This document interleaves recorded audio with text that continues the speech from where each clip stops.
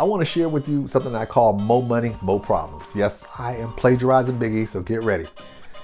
One of the dangers of keeping information to yourself about a particular situation.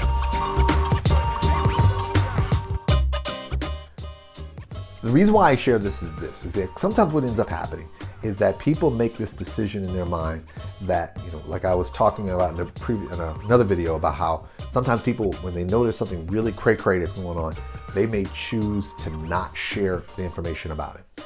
And then what ends up happening is that when that information is now discovered, they're put in this really powerful position of having to decide one of two things.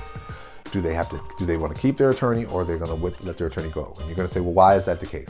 Because your attorney is probably going to come to you and say, okay, now that you've told me about this problem, it's going to take me some time to fix it. And because it's going to take me time, it's going to cost you money.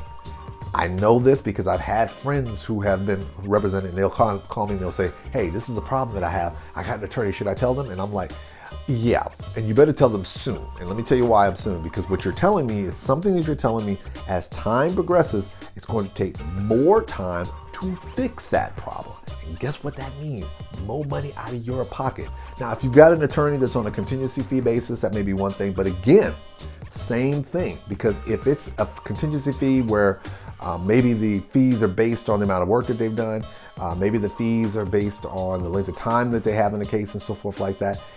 If you have something that may be impacted that needs to get addressed, you may find yourself in a situation where all of a sudden you're thinking, well, why are they charging me for this after the fact? Because you did not tell them about it, and they had to spend all this time to fix it.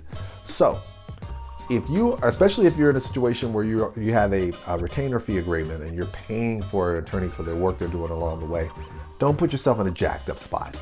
If you know that there's a problem that you have in your case, let them know soon, because the sooner you tell them, the sooner they can address it, and maybe it takes less time.